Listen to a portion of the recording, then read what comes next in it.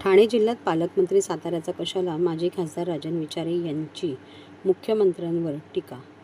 ठाणे जिल्ह्यात अनेक आमदार आहेत, परंतु असे असताना साताऱ्याचा माणूस ठाणे जिल्ह्यात पालकमंत्री बसवून ठेवला जात आहे. इथे कोणाला काम करून द्यायचे नाही,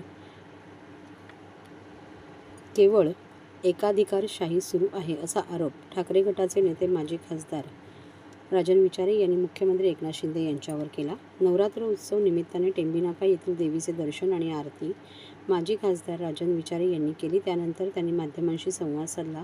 राज्यातील तरुणांना नोकऱ्या मिळत नाही, येथे उद्योग गुजरातला नेले जात आहेत. येथून तरुणांना बेरोजगार करण्याचे काम या राज्य सरकारने केले.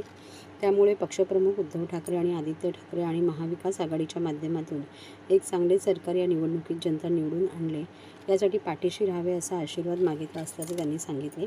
सध्या ठाणे महापालिकेची अवस्था वाईट आहे.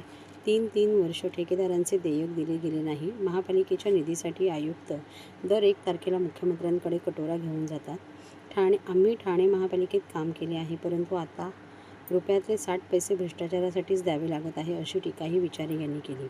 मुंबई महापालिकेची अवस्था देखील वाईट आहे. निवडणूक घ्यायला हे लोक मागत नाही. हे सरकार फक्त खुर्चीसाठी काम करत आहे. त्यांचे लोक येऊन भूलथापा देत आहेत, असेही ते म्हणाले. पक्षचिन्हाबाबत न्यायालयात न्याय मिळत नाही. 2.5 वर्ष सर्वोच्च न्यायालयात प्रकरण प्रलंबित आहे. त्यामुळे आता आम्ही जनतेच्या न्यायालयात जाणार आहोत. जनतेच्या न्यायालयात आम्हाला कौल मिळेल, असा विश्वास त्यांनी व्यक्त केला.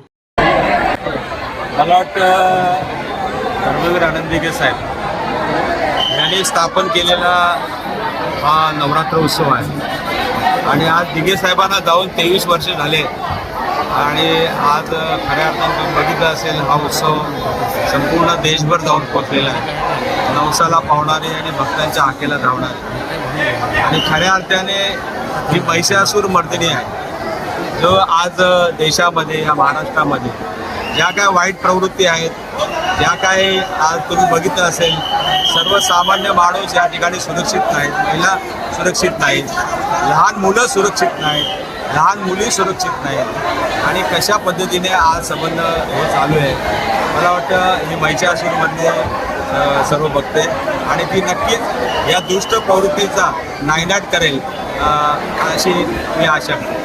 वेगळा प्रश्न आहे. मला वाटतं या ठिकाणी सर्वच ज्यावेळेला मी ठाणे लोकसभेचं सर्वेक्षण केलं त्यावेळेसुद्धा गेल्यावेळीसुद्धा हीच हरकत आपण घेतली होती. यावेळेसुद्धा मी ज्यावेळेला अंतिम यादी प्रसिद्ध झाली, त्या अंतिम यादीला प्रसिद्ध झाल्यानंतर 24 तासामध्येच ती नावं मी त्या ठिकाणी शोधून काढली आणि जवळजवळ 1,66,000 या ठाणे लोकसभा मतदारसंघामध्ये जे विधानसभा क्षेत्र आहेत 6, या सर्व ठिकाणी या ठिकाणी आहे आणि या कशा पद्धतीने हे संबंध कामकाज चालू आहे तुम्ही बघताय. काही कशाला पायपोस नाही.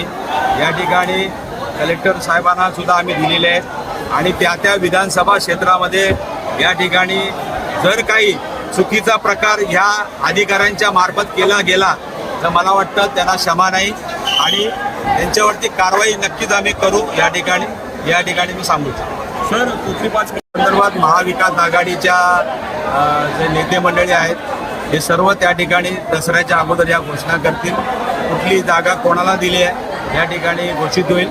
त्यामुळे या संपूर्ण दाव्याला का कुठे अर्थ नाही आणि या ठिकाणी जे काही महाविकास आघाडीचे नेते या जागा वाटपचा जो निर्णय घेतील तो सर्वांना मान्य असेल.